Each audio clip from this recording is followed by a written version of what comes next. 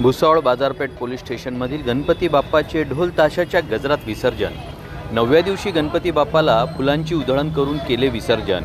या विसर्जन मिरवणुकीमध्ये अधिकारी व कर्मचाऱ्यांसह पोलिसांच्या कुटुंबांनी देखील घेतला होता सहभाग। भुसावळ येथील बाजारपेठ पोलीस स्टेशनमध्ये गणपती बाप्पाला 9व्या दिवशी फुलांची उधळण करत ढोल ताशाच्या गजरामध्ये गणपती बाप्पाची विसर्जन मिरवणूक काढण्यात आली होती।